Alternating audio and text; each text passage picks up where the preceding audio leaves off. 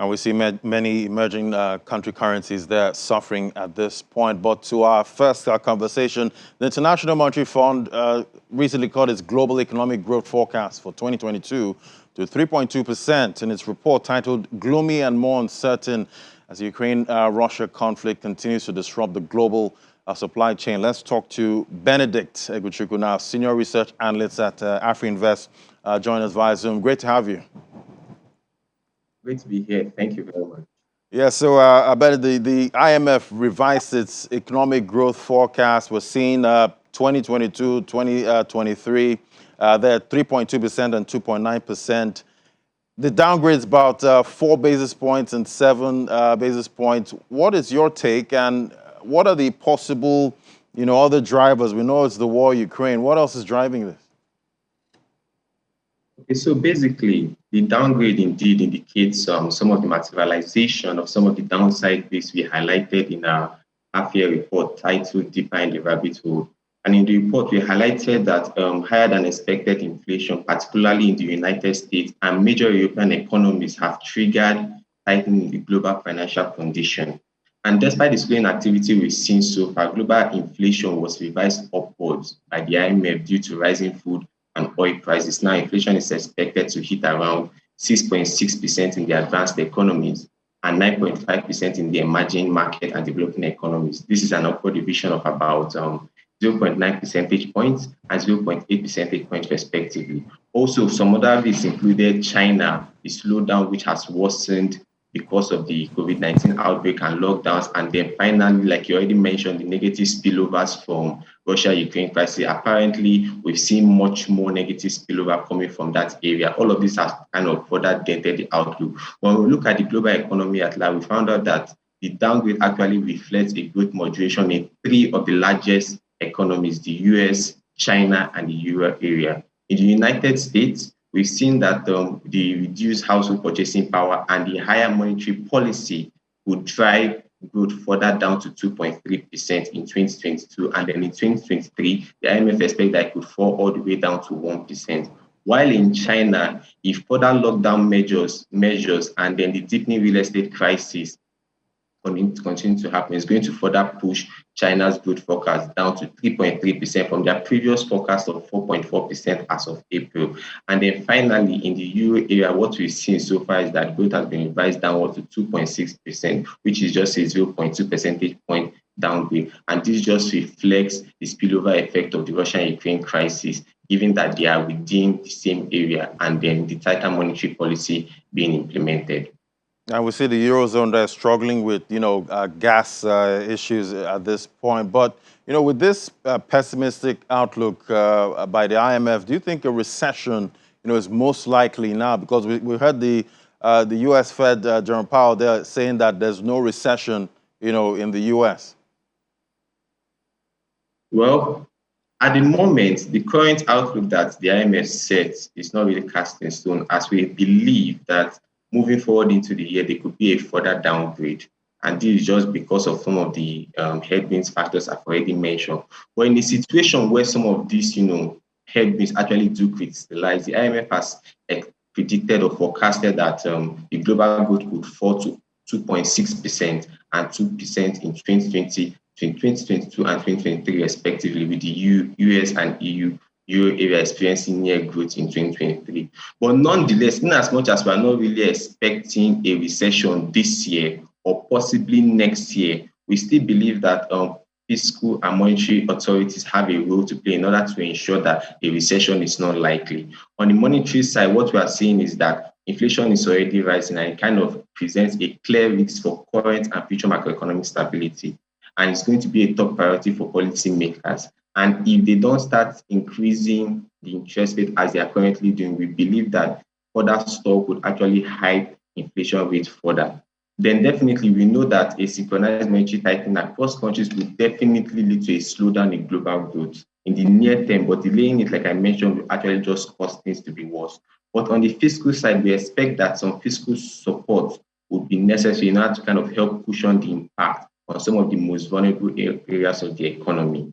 And then, given that rates are rising in the advanced economies, we think that the emerging markets will actually be suffering, given that rates are higher and could cause some capital outflow. So we expect the emerging markets to kind of tilt towards their exchange rate and see how they can be flexible in order to absorb external shocks. So basically, everybody has a key role to play to ensure that recession doesn't happen this year or in the next year. But nonetheless, we do not see any recession happening in the near term. And the IMF, revised the 2022-2023 growth forecast for EMDs to about 3.6 and 3.9%. However, the sub-Saharan Africa region forecast was maintained. What's driving the growth, in this region? Okay, so if we take a look at the numbers as of April, World Economic Outlook, and they release new numbers, we find out that Nigeria's forecast was retained at 3.4%. However, South Africa received an upgrade of 0.4 percentage point to 2.3%. And we believe that the growth in South Africa is mainly driven by the non-oil sector, coming from mining, agriculture, manufacturing, finance, and personal services. But if you take a look at the entire region as a whole, one of the major drivers of that growth is given that that area is a oil-producing nation or oil-producing region. So they are expected to kind of, reap the benefit of the increasing oil prices. Right, and there seems to be a divergence between, IMF's forecast and, that of AfriInvest. What's driving AfriInvest's conservative forecast of about 2.9%? Okay, so if we take a look at IMF's forecast for Nigeria, that is just hinged on the country taking advantage of the rising Brent crude oil prices. But we believe here that the existing domestic and external headwinds have indeed, led us to believe that we don't think a 3.4% is likely, rather a 2.9%. And our conservatism is hinged on the extended negative spillover effect of the ongoing Russia-Ukraine war on commodity prices, the weak crude oil production, which we expect that is going to benchmark around 1.6 million barrels or even lower this year, and then the persistent offshore capital flight, the rising political risk ahead of the 2023 general polls, and the protracted insecurity and structural challenges. Now, for the oil sector, we are just, we're kind of cautious in our outlook, given that oil production is actually quite low. And what we've seen so far in the GDP numbers that have come out, the oil sector has contracted for, I believe, 8 consecutive periods. But we think that the non-oil sector will be the saving grace, as we expect it to retain its resilient performance for the rest of 2022. For the agri sector, we expect an average of about 2.5% year on year. And this is supposed to be supported by the sustained intervention facility and improved domestic and external demand. Then on the services and industry part, we expect an increasing digitalization and the gains from export promotion initiatives as well. But in the remaining quarter of 2022, we just expect that the lingering pressure of the exchange rate due to FX liquidity and higher input costs will actually pose as downside risk factors.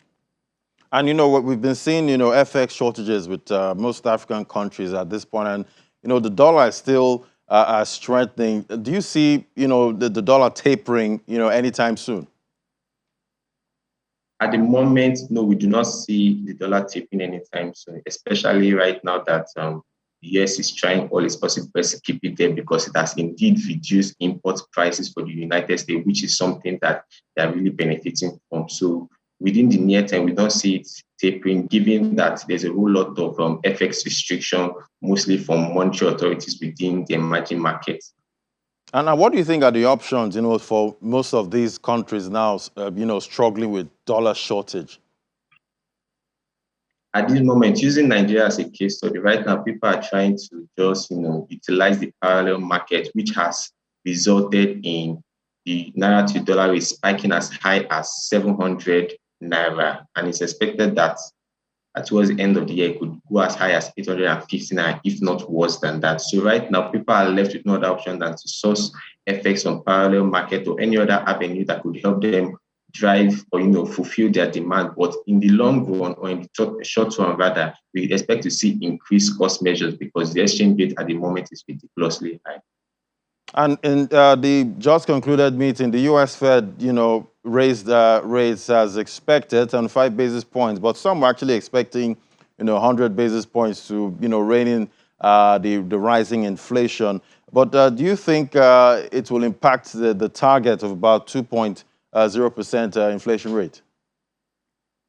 Now, we believe that the choice by the US Fed to raise interest rate by 75 basis points, although the second time straight month, second consecutive time in a period, in a bit kind of bring down inflation because of the rising inflation number of about 40-year high of 9.1%. We believe it's the right move, although at the moment it is very difficult to judge as to whether it will be enough to bring down inflation target to 2% or if more rates hike will be needed moving forward. Nonetheless, what we've seen so far is that there have been signs that inflation may very well decelerate in the second half of 2022. Thus far in the US, we've seen that oil prices have fallen, WTI prices have fallen since mid-June, pulling the price of gas and other commodity costs lower. While on the supply side, the supply chain bottleneck that trigger product shortage are beginning to ease. Lately, some of the products that I even have interest in have seen some price moderation as well. While on the dollar side, dollar, like I mentioned earlier, has strengthened, and this has caused the price of imported goods, and retailers are beginning to have more reasons to give out discount, given that they have much inventories. So although we think that some of these positive signals will, lead or give the impression that there is going to be a slowdown in inflation, we think that in the short run, the economic growth could be, hampered or dampened as borrowing costs is affected, given that it's going to rise and it could kind of bring down demand of the economy. And listen to Jerome Powell's, comments yesterday. Did you get any indications of, what might happen, in the next meeting? Okay, so at the moment, he hinted that the interest rate at the moment is at the range of 2.25% and 2.5%, which is close to the Fed 2.5% neutral rate, which means that the rate can neither stimulate nor prevent economic growth. So at this moment, the Fed is just using the rate as a way of judging to see if it's going to rein in on inflation between now and September when they'll be having their next meeting. And depending on the data that they receive, they could possibly slow down the interest rate hike, not stop it, but slow down in the sense that by cutting it by maybe 50 basis points or going back to the quarterly basis point hike. And looking at the markets yesterday, we saw, a lot of action, in the U.S. markets from the NASDAQ, the S&P, and we also saw, the crypto market actually react. We saw Bitcoin jump about 7%, and the NASDAQ was up almost about 4%, yesterday. Why were investors so excited? It was a rate hike. Yeah, well, we believe that the optimism was based on what's not basically the rate hike itself, but what the Fed mentioned moving forward, where they think that moving forward, interest rate hike may not be as much as they expected because people were thinking that moving forward, they could see possibly more 75 basis point increase. But given that they hinted that depending on what data suggests between now and September, they could cut down interest rate hike to about 25 basis point. That kind of, gave market momentum to, that's why we saw a broad-based increase. And do you think this momentum now will be sustained? Because, everybody is talking about, where they can find the bottom for most of these markets. Do you think maybe the bottom is close or we're there yet and this momentum will actually continue, or we might see dumps again across markets maybe next week? Okay, at the moment, it is difficult to decide, but based on historical trend, we could see that for a little while, we think the momentum may be kept, but it could further, we could see a pullback as people actually do take profit and try to preserve fund and look for alternative where they could not lose their money, especially when it comes to the bonds market or the treasury yield market in the US market. Yeah, because I remember the last two hikes, the markets actually reacted the same way. We saw, most of them going up. Then the next day or a few days later, everything, came crashing down. And I don't know, I don't know if we'll see that, happen again, with this new one. But I want to thank you so much, Benedict Eguchukwu, Senior Research Analyst, AfriInvest. It was great having your perspective. Thank you very much.